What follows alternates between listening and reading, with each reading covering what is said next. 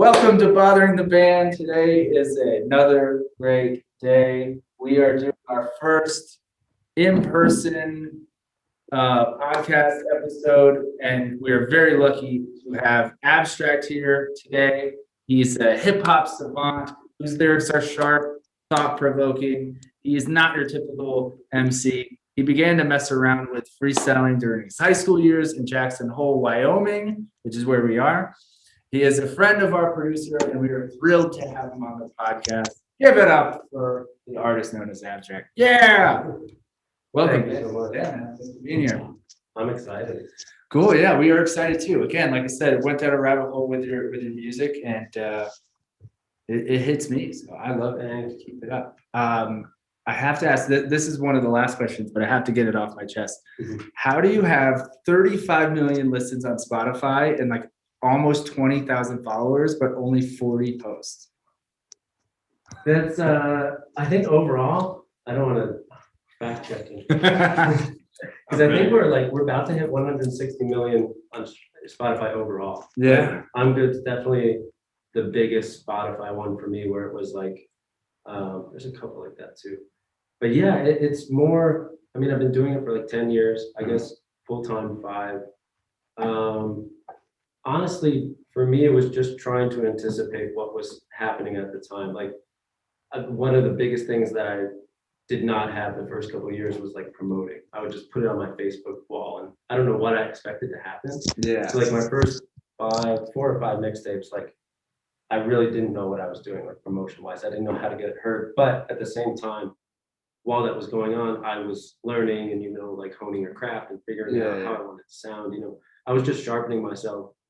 So that by the time I actually figured out how to be like, like YouTube music channels are the wave right now. Yeah. Right? Like SoundCloud is the way to go. By the time I figured that out, I had already honed myself to a level where it did stick. Yeah. So yes, it would have been nice to know how to promote myself better early on, but I think at the same time, it got me to the level I needed to be, so that when I figured out the other part, it all clicked. Yeah. Well, whatever you're doing is working. Thank So you. that's essentially what we're trying to say. Tell me about, so you got a clothing company, right? Yes. Is it just starting? Just go nuts. Tell us all about it. So Moon 5.2 was something I came up with in college. Well, one of my failed attempts at college. But Okay. it was I was always a big doodler. Like terrible attention deficit. Like I just kind of zone out, and I basically All the came up- margins. Just Yeah. all the margins. I was like not paying attention, just like playing with my pen on the sidelines. But I came up with like I was like, like a 5 and a 2, like an analog clock kind of looks like an alien. So if you add like the little 2 eyes, and I came up with the moon thing because I was like, that just sounds clean. And it was just more of an idea at the time. I just thought it was cool. And so in 2015, I actually started to make merch with the designs. I was like, the abstract stuff is cool, but like I want to make stuff that's dedicated, like I guess streetwear, because I grew up being a big fan of there's a company in Denver called Gibberish, which I'm a huge fan of. They're very, hip hop meets skiing, and that's kind of was my roots and how we all grew up, kind of huge like hip hop heads, but at the same time we were on the mountain, like doing slope style, half pipe, big mountain stuff like that. So Gibberish was really cool to me because I was like, this is like a brand who's merged 2 cultures for like a certain demographic of people who really resonate with that. So for me, I was always huge Star Wars guy, Marvel, space. I'm super into all of it. So with that, I was like, for a long time, it was just that logo and, the Moon 5.2 space-based. And then in 2018, I came up with this idea of giving it a background and ethos within the music, kind of like connect it, allow it to be, it's definitely something I want to grow legs of its own and be its own thing, where one day people don't even, so most people know, but some people may not even go, abstract when they think of Moon 5.2. Like I want it to be something that's able to live on its own. But with Superhuman, I was able to kind of create this sci-fi ethos and kind of inspiring idea behind it, and package it so that I could, have the best of both worlds, to introduce it within the music, but then also through the music, tell the story of, the whole brand mission and whatnot. Yeah. So you're going to have your own cinematic universe. That's what I'm trying to do in audio. And it's a lot of things I want to do. I want to go, even with Superhuman, we did an 8-minute short film that's half live action, half animation. And then it actually tells the beginning of the story, and then the rest of the story plays out through the album, track 2 through, I forget how many songs. But I just thought it was really cool to make something immersive, because that's always been a big thing for me too, especially in the age of, Spotify playlisting, and singles work better than albums, and SoundCloud, where people are just able to put out a single. I came up on DatPiff. So when I was putting out music, it was like, when I started putting out music, I had to make a full project. Like, it wasn't like SoundCloud was out yet. So I was forced to figure out, like, yes, I want all these songs to live on their own, but at the same time, when you're forced to create a cohesive project, it's like you have to figure out what the big concept and big picture is. So that's where I'm most comfortable. And I wanted to make something that almost forced people to ingest it as a full front to back project. That was a big thing. I was like, yes, I have this big story I want to tell, and it's great for that. And I can, play with my love for sci-fi while also telling the story. But also at the same time, I want to create something that forces people to be like, why is there this female voice playing an AI at the beginning of this song? Why does she say that there? And why do they say that there? And if you listen to it out of context, it's like, well, this is kind of annoying. This is kind of weird. But then I had so many people at first where they were like, I'm not a huge fan. But then they went back and listened front to back, and they were like, I understand. Yeah. You were forcing me to do this. And once I did, I got it. And that's the response I wanted to have. That's cool, man. I think that continuity rewards people, and it gets them to, like you said, connect the dots and then stick with you longer. Yes. Like any TV or movie show where it's or TV movie show. Yeah, there we go. Any TV show or movie where they like harken back to something that you saw in the beginning. Yes. Everyone feels like, oh, okay, I remember that shit. Fan service. Yeah. I don't like to force it, but I like to reward the people who do pay attention. Yeah. Because it's so much, like, even on the last track of my last album, Kintsugi, I just kind of played with the words from an older song called I Do This. And when people heard that, it was like a moment for them. They're like, damn, like it's really cool because I'm a huge Marvel. And so when they do little things like that, like the normal person who that's the only film they've seen, I'll like chuckle at something. They'll be like, it's funny. And then like, well, they're calling back to like 6 movies ago. Like, that's awesome. Like, just these little things that reward people for really being invested in it, which I love. That's great, man. I love that stuff. I love any show, or Marvel was my jam growing up too. So the interconnectivity is. I loved it. I loved when I would read one comic and it would like almost reference, a totally different storyline. Yeah. Like, okay, they live in the same world. Some of the fourth wall. That's why I love Deadpool too, where the fourth wall, and I'm like, it's just genius. All right, so I'm gonna start with a real dumb one. Do you know how to twerk? Terrible. Have you tried to twerk? I have one of the worst butts in the business. It's just what it is. I'm aware of it. I own it. One of the worst butts in the rap game. Yeah. What does forever look like to you? It's an interesting. That'd be taken. I guess. In what context? Just in a overall. You're the artist. I think for me, I just want to leave things that like. And this is actually a lot of what Superhuman's about. Is like the human want for legacy and whatnot. And that's a big thing that Superhuman tries to figure out, is that ego based? Yeah. Or is that like just the fear that all of it's going to end one day and no one will remember you and no one's going to care, and just like these crazy attempts to be like, just let me stay here a little longer through whatever I'm trying to do. Like, so forever to me is, I think at the end of Superhuman, it's kind of I come to this realization that it's more like just to create is a beautiful thing. Like, even I'm here tattooed on my hand, just to remind myself to be present, because we do get, wrapped up in, whatever happened in the past, or, that idea of forever, like your ambitions and, the pressure that it puts on you. And that's like one big thing in Superhuman is like, time is like the opportunity. It's not threatening you. Like, it's not like knocking at your door, like, hurry up, like we're coming for you. It could end any day. Like make it today because tomorrow you may not be able to. Like I think the more healthy way to look at it is like time is the opportunity itself, and so you just gotta don't get too caught up in, oh, you're running out of time or any of that. It's more like just appreciate the time you do have and take that as the opportunity and do with what the present that you want to, without that fear. Yeah. Which is hard to do. Way to articulate that very well. That's like a fantastic super philosophy on time. You read Nietzsche like today at all? There's a couple people who I definitely I don't know. I pull from a lot of things.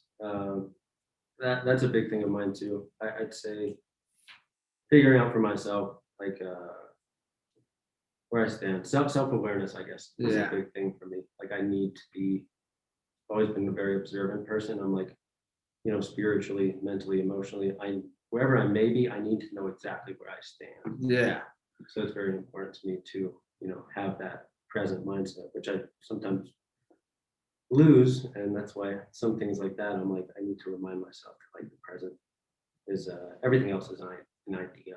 Yeah. At the end of the day, the future is an idea. Your past, you probably taken, unwrapped, and rewrapped so many times. It's not even exactly what you thought it was. Yeah. But the only thing that's for sure is like moment to moment. We're gonna make a lot of shirts with slogans of what you're saying and the smart shit, the smart shit you're saying. This is gonna be a real fun interview because we're gonna follow this like, educated answer with, when's the last time you fell on concrete? Oh, trying to unicycle again. Yeah. Oh, we got a unicycle question. Yeah, I actually, it's a funny thing. I don't know. That's another thing of growing up out here. Like there's little things that, like growing up congruently with hip hop and skiing is very, I understand, not a normal thing to happen. Yeah. But it's the same thing with unicycling. Like we used to do mountain unicycling. We used to go to the skate park, like hit the rails on the boxes and stuff with unicycles. Like just something that we just grew up in this bubble where it was like in 7th grade, 8th grade, it was like what we were doing. I don't know why. I have to, how do you get into unicycle? Like, okay, I grew up skateboarding. Yeah. And it, it's because like, other kids do it. It's not like, were there other like cool kids being like, check out this one wheel bicycle? That was how I got into it. Because I was like, all my friends were, a couple of my friends, not all my friends, but a couple of my friends were doing it. It was predominantly a Driggs Victor thing. Okay. And I had a lot of friends from over there. You're gonna have to explain for our dumb listeners what. Okay, so Driggs and Victor is on the other side of the pass from Jackson. It's in Idaho. But it's pretty close. I mean, it's 25, 30 over the pass into Wyoming. So a lot of kids would live in Idaho and come over here for school. Yeah. Okay. So yeah, I think it also comes from, there's a lot of cross training for skiing with unicycling, especially like core strength. Oh, okay. That's a big that makes thing, sense. balance wise as well. Yeah. So I don't know. It's just something that happened, and I've always been the guy who was like, I'm into unique things. Like I like to do, if I see something, I'm like, it's crazy. But I'm also the guy who's like, if I get into something, I want to become the best at it. Like I get obsessed, and I want to. That's why a lot of my friends, when I first got into music, we talking about this now, and they were like, a lot of us thought it was like a phase. Yeah. They were like, oh, Luke's just into another thing. Like he's just making hip hop now. Like yeah. But for the one thing, the reason music stuck, I think, is because there's no end to it. You can't become the best. It's just, there's so many different avenues, so many different ways to look at, whether you're talking melodically, whether you're talking lyrically, whether you're talking cadence, whether you're talking production, whether you're talking different genres, like it's never ending. And that's why I think when I really leaned into it, I was like, this is for me, because there's no end. Yeah. I can always get better. I love that. And change and evolve and adapt. Yeah.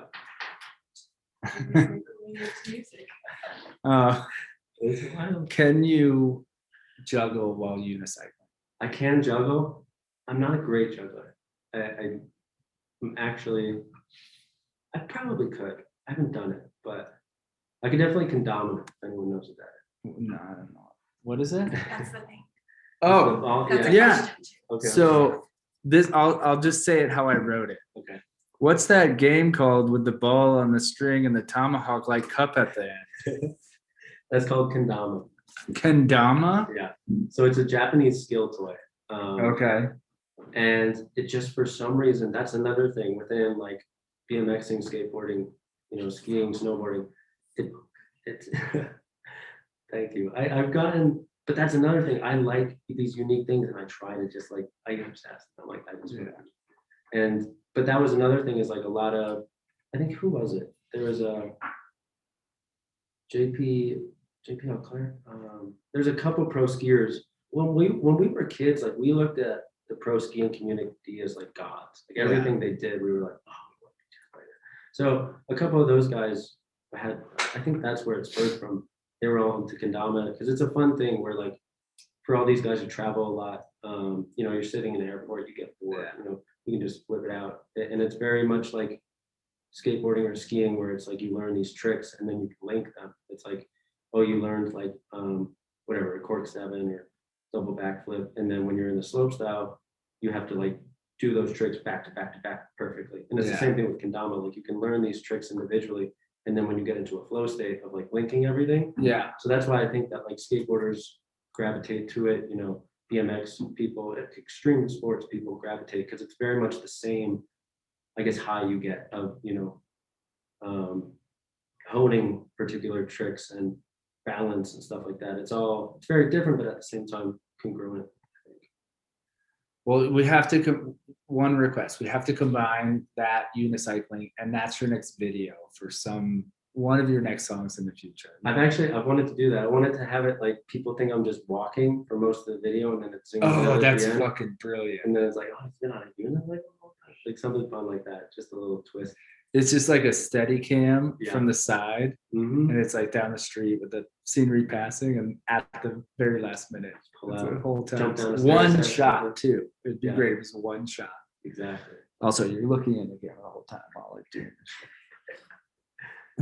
I got to do it. I've thought about it for a long time. That's cool, man. I have a deep desire to be in a hip hop video with like the 90s videos where there's like 30 dudes, some of them with their shirts off, and then like all black dudes, and then me. That's what I want with my shirt off, like just like going nuts. I want it so bad. I've been close a few times to like making it happen. I believe in you. Thank you.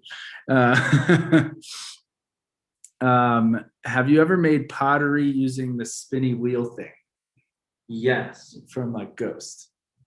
Yes, actually, in high school there was a class we had. Yeah. I remember being okay with it. I wasn't like, who was it? Stordahl. Mrs. Stordahl. But yeah, that was I forget what I made. I'm trying to think of what I made. But definitely, I think actually as a kid, my mom used to take me for like the ceramic painting things. Okay. One of my biggest memories is like I painted like Mew from Pokemon. Yeah. It was like a pink plate. I remember that. Like plaster places where you buy the thing and you get the paint and they seal it or something. Then they fire it.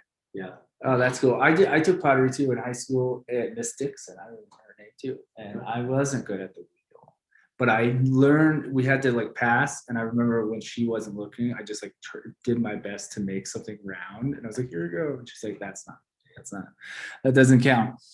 You mentioned skiing, so I have to ask: skiing or snowboarding? You can only pick one. Skiing for sure. Okay. Why?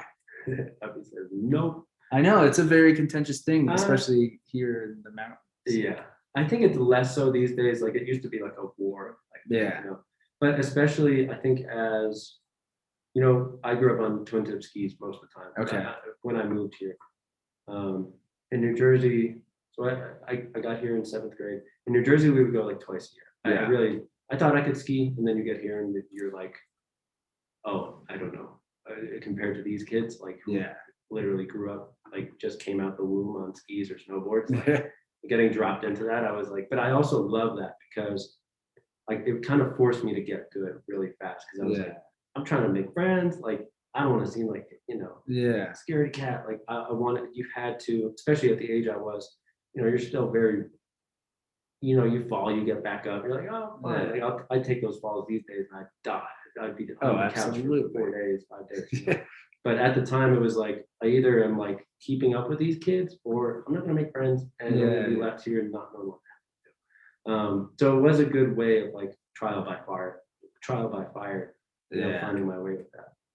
And just being thrust in, you're like, I need buddies. Yeah, but actually I skipped on my thing. But like, yeah, growing up with like twin tip skis and like, I think there is the old school idea of like, skiers have their poles and they do Yeah. and then like snowboarding was a super counterculture, like, and I totally get that. But I think now it's more like both sides there's some incredibly talented and stylistically at the same time. I just think it's merged to be like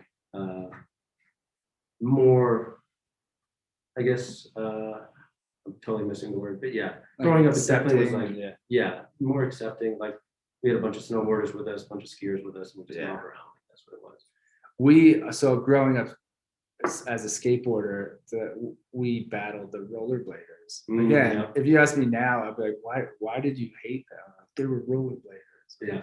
F them. No, I think it's the scooter kids who get the most. Oh yeah, scooter kids. Yeah. Let's beat up those kids. Those kids are like 10. Oh man. What were you like when you were 22? Interesting. I think I was definitely, I don't think I've changed much. I think there's things about myself where I don't know. I think I've leaned into who I am more and more over the years. Yeah. Especially like you start to be less self-conscious, I guess, of what people, I mean, still self-conscious. I'm an artist. I have an insatiable want to be understood. I just do, as most artists do. But I think I tell people this all the time. Like, I feel like I've been 17 for 10 years. Like a lot of times, like I feel like I'm definitely become more responsible, and my understanding of what I do and how to do it best, it of course evolves, and you hone your craft more and more. You get inspired by different things.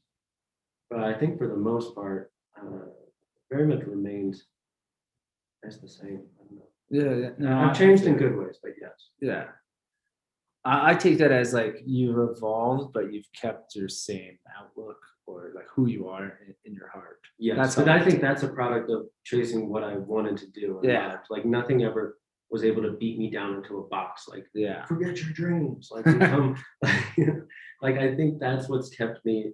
It gave me the ability to still be kind of childlike with my goals and approaches, is because I literally said it's this or nothing. Like I can't do.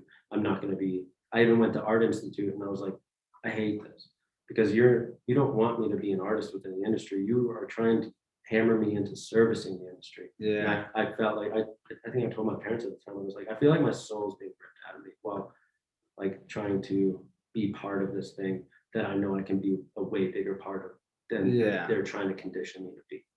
That was big for me. Wow.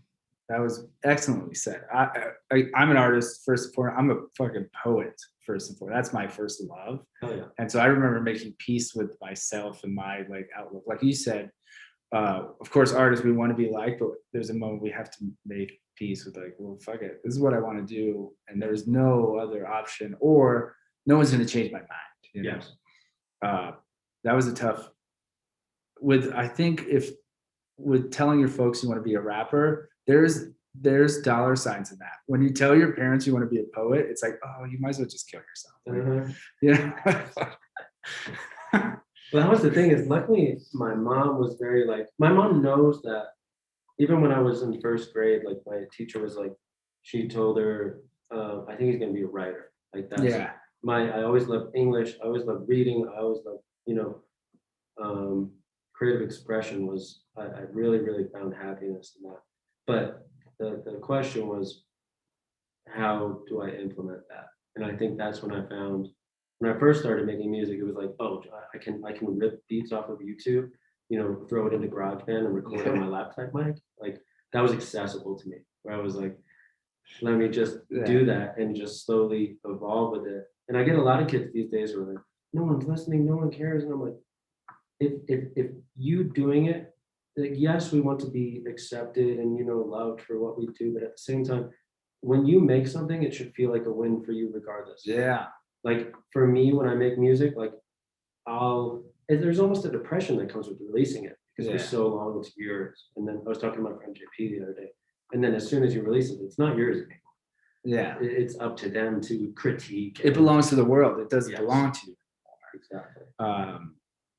I'm twofold on that. We have a mutual friend who is a brilliant writer and constantly needs outside validation. I'm like, well, if that's why you're in it, that's not what you're gonna get. Yeah. Especially because like the public can sense that, or like bloodhound. Also, everything, I write all the time, and anytime I release something, it's like, all right, it's not mine anymore. Here we Yeah. go. And like you said, it's like a moment of depression, anxiety, all that shit. Yeah. Do you get that each track, or do you get it like more like a project based? I've stopped. I think when I was young, this was one of the things that I think and sometimes crazy things would happen, sometimes they wouldn't. But when I was younger, I would always be like, this track that changes everything. This is gonna change my life. And like my entire thing, like I even was in Austin, or I wasn't in Austin, I was in or was it Houston? These guys were opening for us. The manager, he came up to me, he was like, so what's the song that like got you? Like what popped up? I'm like 7 projects, like what it's not like something just like happened. And I definitely had my bigger wins, but overall my whole ascension, I guess, has just been the product of small wins on small wins. So I used to, definitely when I was young, I was like, you put all this pressure on yourself to be like, expectation. And at the end of the day, that was a big thing I've come to a realization in the last 3 years is, does this song, before anyone hears it, before anyone critiques it, before anyone did this song help me through something? Do I feel like it's a personal win that it exists at all? Yeah. Because then no one can tell me anything about it. As long as it was a win for me, especially with what I do, it's very much therapeutic. Like I write through a lot of my things, like just to come to understanding with it, just to zoom out and have perspective. Like it's very therapeutic for me. So Yeah. And when you have something where you're like, it's already a win, doesn't matter what people say about it. When you do one, normally if you authentically love what you did, other people will too. Yeah, of course. If it really, did something for you, it'll do something for someone else as well.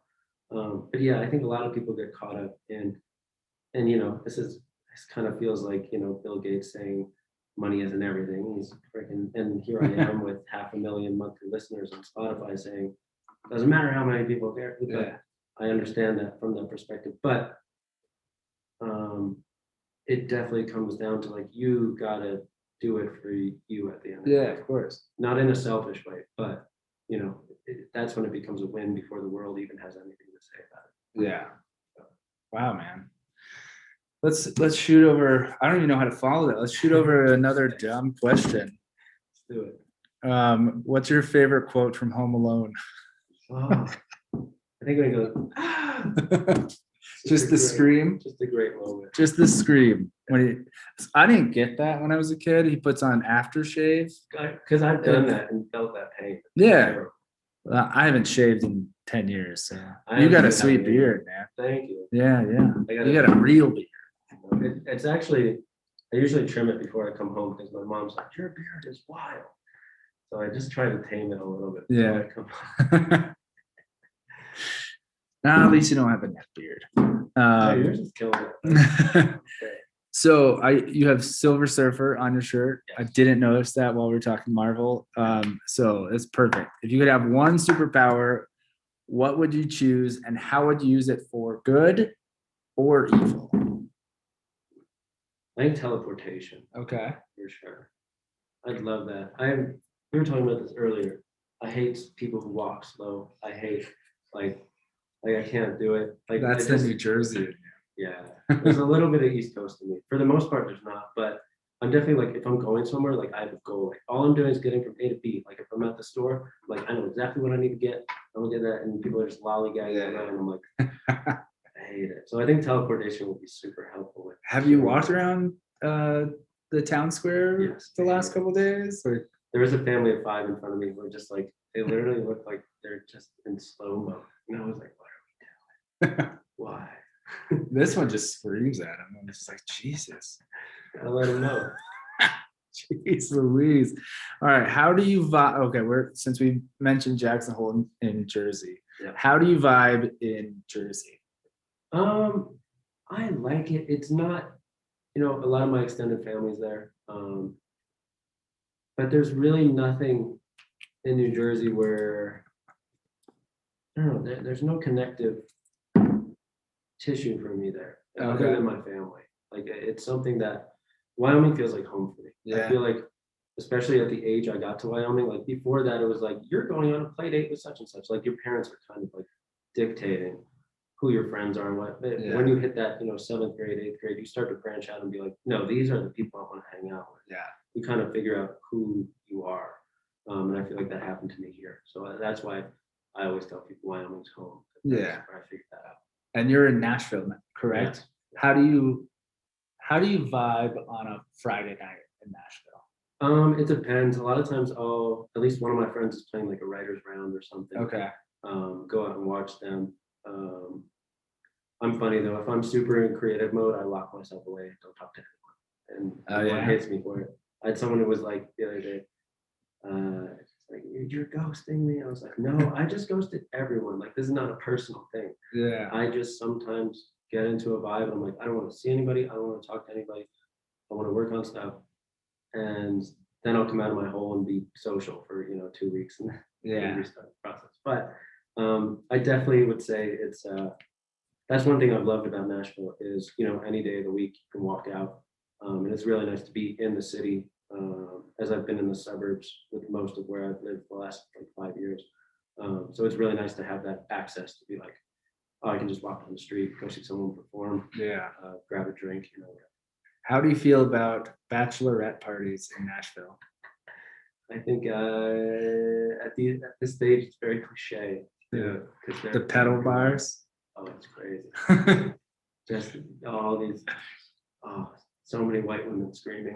So many white women saying woo. Oh, I've never even been there or seen it, but I know it and hate it.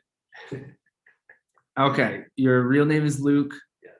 Did you get a lot of Star Wars references growing up? Yes. And how do you feel about them? Was it a love-hate or an absolute hate? I guess it was like, at some point you're like, all right, I get it. Also, it depends on the mood. It's like if I'm in a bad mood and you're like, I'm your father, I'm like, come on. I got Cool Hand Luke as well. Oh, that's fine. Yeah. I like that too because that shows a little more, creative. A little more cleverness. Yes. So I'm like, oh, look, not a Star Wars one. I'm slightly impressed. Like, what about Luke Wilson? Do you even know who that is? Yes, he's Owen Wilson's brother. Yeah. A lot of But yeah, I definitely got a lot of Star Wars. I didn't mind it. I've been a huge Star Wars fan my whole life. But I am your father all the time. Definitely at some point doesn't want to play. I feel like I would get annoyed for you. Like I would, if we were in 7th grade and I was your buddy, and I would punch someone. I'd like, come on, get over it, Randy. So you're not the first one to say that. All right. If you could travel to the moon and leave something physical there for the future, for future generations, what would you leave behind? I'd probably leave. It'll be something super random that people just like, what's the thing called? The kendama. I could leave the kendama for sure. The unicycle. Yeah. It has to be something to withstand like whatever climate or winds or. I think I'll put skis because I think at some point we're gonna just get to a point where there's no snow or anything, just global warming and they'll be like, what the hell is this used for? Like what? Who did that? Oh yeah, that too. We could, Moon Man. I have my Moon Man. It's like the Moon 52 logo. Oh yeah, vinyl figurine that we're doing. Okay. That'd be kind of fun. Just like a little alien guy in the moon too. Yeah. How do we do that? Can we make that happen? Yeah, I guess you can pay. The SpaceX will like. Yeah, like put shit out there. Yeah. They're trying to bring like the Dogecoin and Bitcoin. That's like Oh man. Would you allow Kanye West to tattoo your neck? Yes. Would you allow Kanye West to tattoo your neck on the back of a pickup truck going off-roading? Yes. What would you get? Oh, that's a good question.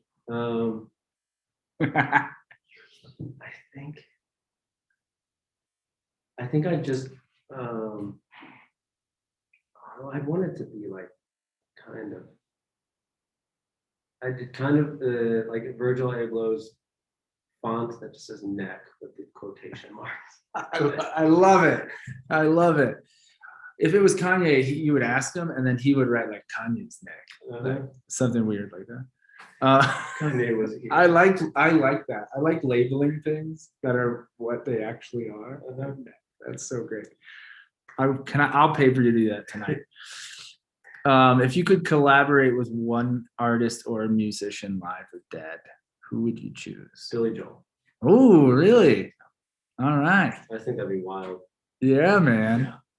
Well, we're gonna tweet at him. He probably doesn't have a Twitter, and he's drunk. If he does, he's not running it on. So Billy says, "I hope you're all having a good day." It's all just Billy says, and it's like positive. Billy says, "Good morning." His nephew or something just running it. Man, if that's not a thing, we should start a Billy Joel fake account. That it's Billy says, every tweet is Billy says something. You ever watch Community? Yeah. The old white man says. So good. Are we just talking about that show? Okay, you have your phone on you? Yes. What does your last text message say? To or from? You choose. Both. Joey, this is okay. This is gonna be promo for Joey, so shout out to him. That's dope AF. And just have started sending stuff out and having some interest. Probably gonna end up signing some of these songs to see how it goes and give the new artist project, Joey Burback, a little push to start off. Shout out to Joey. All right. Shout out to Joey. He just got some promo there. Yeah. Do you have a favorite scar? Yes. What is it? I have I was like cut in half as a baby, basically. Yeah? They took out like 13 centimeters of my small intestine. For real? Yeah. So I have like a literal, I can only, no matter how much I work out, I'll only ever have like 5.5 pack. Oh yeah? Yeah. I feel like you're messing with me. No. Yeah? It's Why? like, Oh, that's wicked. You should tell people that's a shark attack. I know, I did. I tried that, but Yeah. and I also You're in the mouth of a great white. That's where it got you. I was just hanging out inside. Why did they have to do that? I guess part of it, this is very TMI, but part of it was rotting. That's the thing. I forget what the word, my mom knows the word, necrotizing enterocolitis. That's what it is. So yeah, so I actually have one less, I mean, the small intestine grows back, but I do have one less valve than everyone. Has that affected you at all? They thought it would affect my height, which is okay. funny because You're tall. Yeah. Yeah. So I don't know what it actually affected. Maybe missing. How's your bowel movements? What? Come on, we're all thinking it. No, it's true. They're bad. They've always been bad. Anyone who knows me knows bad. Oh my god. What did we say? Best butt in the game? But I'd rather have that than have them short, you know. Yeah. For real, All short things guys. considered, Women are height supremacists. yeah. For real. No short guys. Can you highlight one of your imperfections? This is based off your album or the song. Is it an album or a song? The Kintsugi? How do you say it? Kintsugi, Yeah. I guess I think I have a big tendency to be as trusting of others as I believe myself to be. And I think that's it's a beautiful way to look at things, but also it's gotten me in a lot of trouble. Yeah. It's like I expect you to think about what you just did in the way I would, but you don't. Yeah. You don't. I've always been a little painfully empathetic, where some people abuse that or easily manipulated that. Because I just, at the end of the day, I want to believe that everyone can be trusted as much as I believe myself can be trusted. So I don't know. It's something definitely working on, and I've talked to a lot of friends about this. And it's not so much about becoming a colder person, being less open, but there's an evolution where you have to figure out how to create a bit of armor, I guess. So that's, I guess that's an imperfection that has gotten me in trouble, but I'm working on how to most in a healthy way come to terms with it, I guess. Well said. Who's your favorite MC of all time? There's two. You will be judged. Just letting it out. I'd go Redman. Whoa! But it's a Redman Method Man. Nice. Yeah. So I don't know if you listened to our Lyrics Born episode. I need to. Yeah. First of all, that guy was fantastic, and we were talking all things. We went 90s, 2000 hip hop. All yeah, because he's like KRS on stuff. Yeah. Even I saw something. Gift to Gab. Yeah. Super good. From Seattle. I spent like 2 years in Seattle, so I know the whole kind of Black Umbrella. Yeah. And Redman came up with, do you remember MTV Cribs? Yeah. We talked about the Redman episode being the best episode. Oh, it's amazing. And how it's just like a townhouse in Jersey and there's like friends sleeping on the couch. He's got a shoebox with dollars in it. Yeah. I gotta go down to get a loaf of bread. Yeah.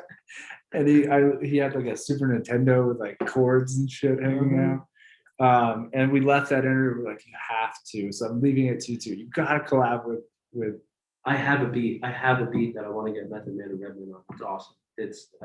My main producer, Cryo. We were going back and forth in a while, and I have it. I just have to figure out how to make it happen. I know how to do that. We know how to do that. I'm gonna put in a good word for you. We're gonna get you Method Man, and Method Man's gonna, of course, get you Redman.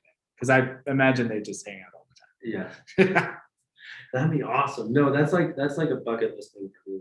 That's the one thing I've kicked it around for the longest time. I was like, I need to make this course freaking perfect. Yeah. And then send it off because I'm like, I need this to be just red. Yeah, I love it. I love it.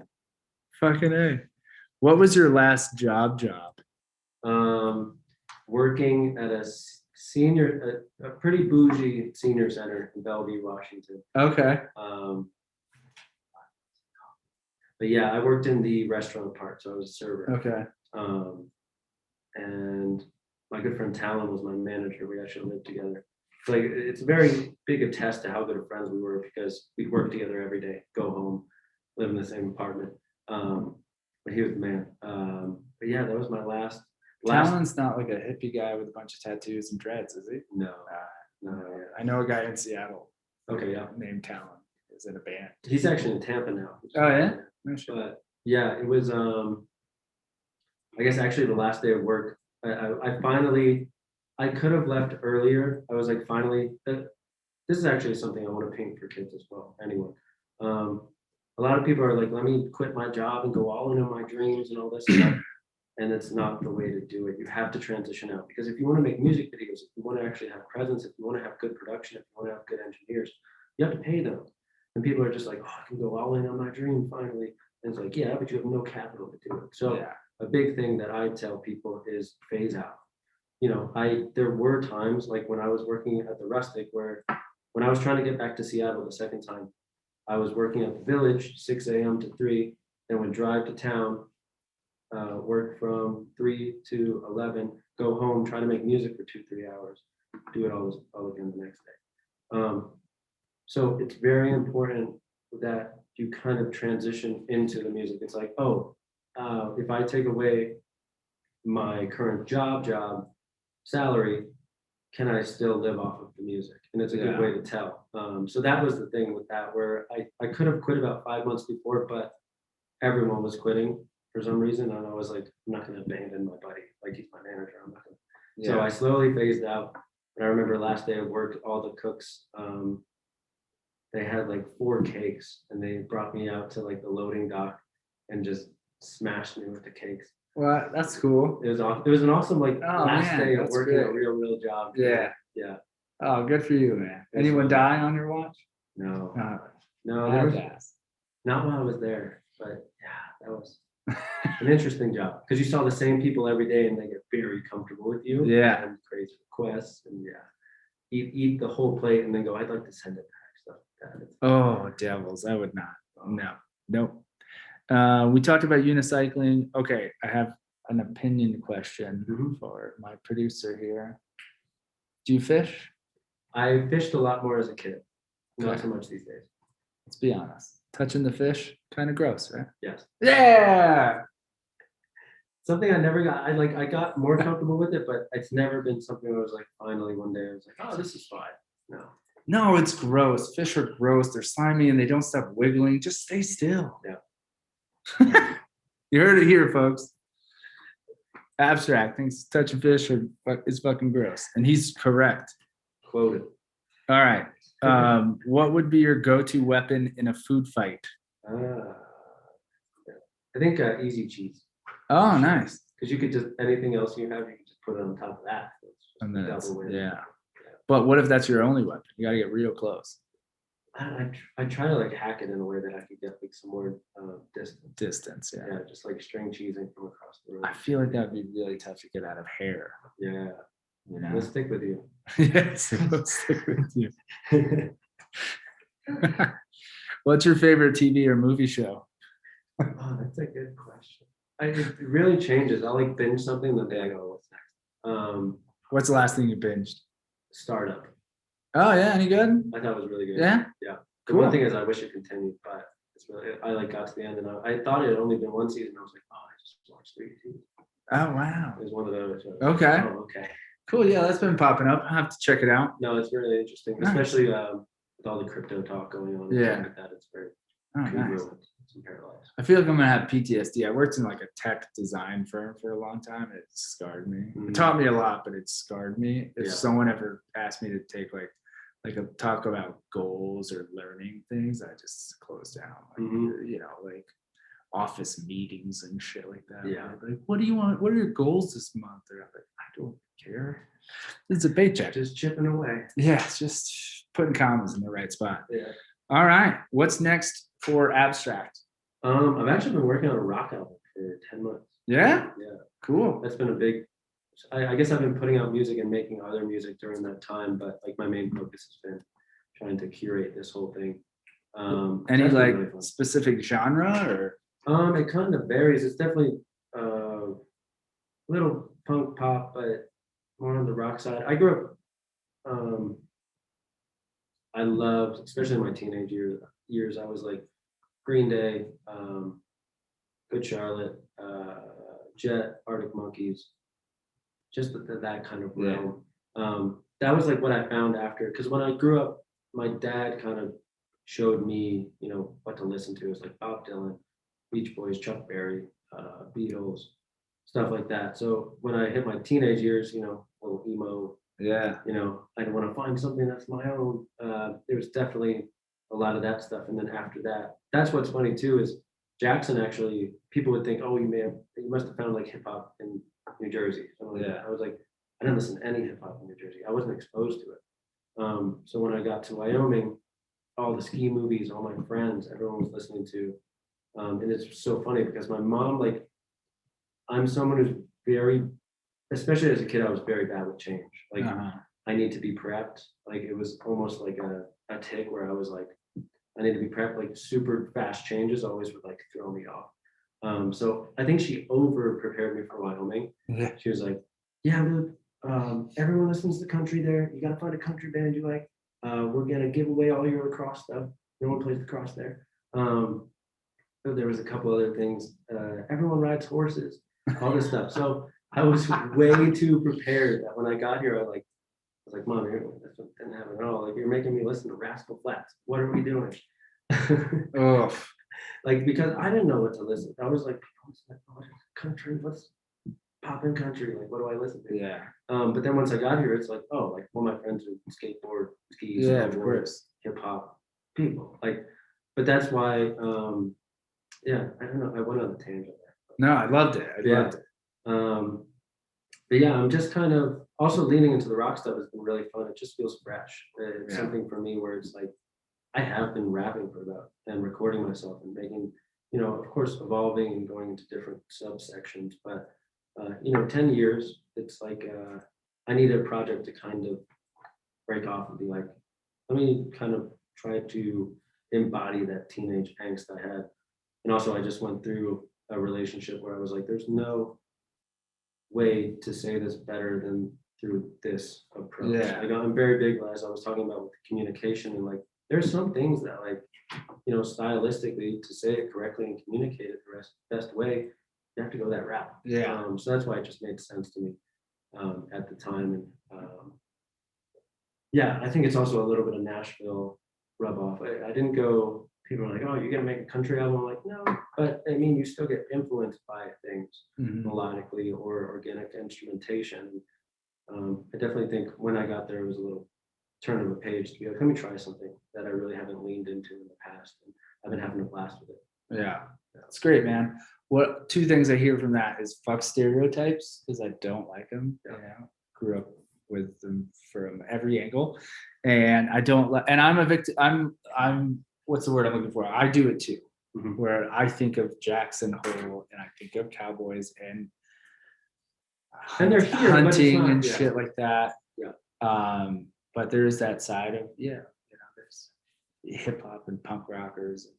I grew up in Orlando, Florida. No one would take this huge punk rock population. Like we grew up going to so many punk rock shows. You would never think about that with Orlando, Florida. So the other thing I took from that is, and if everyone listening, is that abstract will never stop evolving. 100%. That's part of my name thing. I started to, when I first came up with it, it was more of like how I thought. I wrote down ideas in my head, and the more I grew into the name, I was like, I am just someone who doesn't want to be boxed in a concrete style. And I throw off a lot of newer fans, like people who have stuck with me for a long time, expect the unexpected. Like, we may do some Jack Johnson-esque stuff this week. Next week I'll drop something that's like trapped out. Yeah. But that's the thing is, stylistically, I'm going to change in the way I need to communicate. But content-wise, I'm always very true to myself for what I'm going through. Yeah. It's not like it's ever like a story about, but it's the ways in which I do it that, like I was saying earlier, the different styles and different sounds are going to allow me to communicate something, different ideas and different messages that I want to in better ways for that given message or that given approach that I'm trying to have. Yeah. Brilliant. My only request is a album of Billy Joel covers, but it's every other song has to be like hip hop and then pop punk and then hip hop, pop punk. That'd be awesome. Yeah. I have a Vienna cover on SoundCloud. That was fun. Oh yeah. Yeah. I did that years ago, but I did think, I actually was listening to The Stranger the other day. I was like, it'd be kind of fun to like do this, but like hard. Like, do like Italian restaurant or whatever, like something super, because it's super, that whole song to me is wild because it's very almost Queen-esque, where it's like this opera that basically goes down, and it's all these change ups and energy shifts. And I was just like, it'd be so cool to like boil this down and like, I don't know, maybe at some point I'll play with it. When you need it, have fun with it. I love it. I love Billy Joel. So, all right, tell the people where they can find you, man. You can find me on Spotify. Just look up Abstract. You go on Instagram, I'm Abstract307. I do have the blue check, so you will know. And then Abstract on Facebook, Abstract the Rapper on YouTube. I probably should have made them all the same at one point, but it just didn't work out that way. But yeah, it's where else? I think that's my main ones. And then my actual website is abstracttheartist.com. And you can also find my clothing line, moon52apparel.com, and that's moon_52 spelled out on Instagram. And that's another thing. A lot of things coming from the brand, whether it's vinyl collectibles. I just dropped sneakers. I was gonna say dope shoes that he's wearing right now. Yeah, thank you. Yeah, just trying to have fun with that. And it's something for me where it's unlike the you can get creative with the artist merch, but it's an opportunity for me to just kind of focus on materials, focus on not just slapping my abstract logo on something and being a little more creative with it, which I love. Yeah, man. We're gonna have to swap. I want to know how you made those shoes. So after this, Hell yeah. Thank you so much for being here. This was amazing. You came highly recommended, and you did not let anyone down. Thank you for having me. Yeah. Thank you, Abby. It really.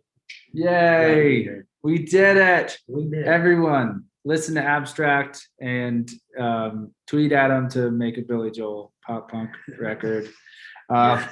Please follow Bothering the Band across all platforms and tell your Aunt Linda to also listen. That's it. Come on, Linda.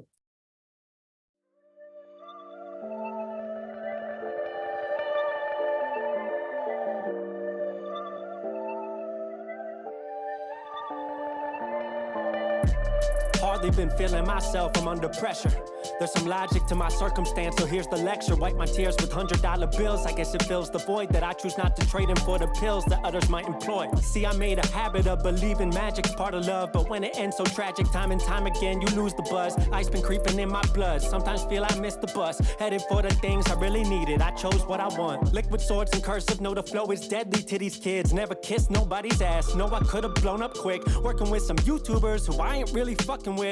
Hard to truly be an artist nowadays and coexist. Lot of personalities acting like they nice with it. Best you stick to commentary. Adversaries right like this. Haven't heard about me, you should tune in on a Monday night. That's my song playing as the players kick off under lights. Underrated, underhyped, fucking story of my life. 150 million streams, I've been living off a mic. So when you say I hope you make it, I know you ain't heard me right. I live off my passion, that's the dream to me, go take a hike. Yet to hit the level that you're speaking of, I understand. But I live a life that I created, I'm the fucking man. Already doing all the things they said I'd never do. So best you take my plan serious, cause I've been known to prove everybody wrong, every song, every move I make. Betting on myself, the only good bet that I ever made. Tunneled through the underground and came up cause I never caved. Lot of kids are taking roads, they'll never say they know I paved. It's okay, know the job of leaders is to lead the way, but I'm out for everybody. 2021 ain't safe. Best you get familiar before they televise it to your face. Feel like 2021, revenge is now what's on my plate.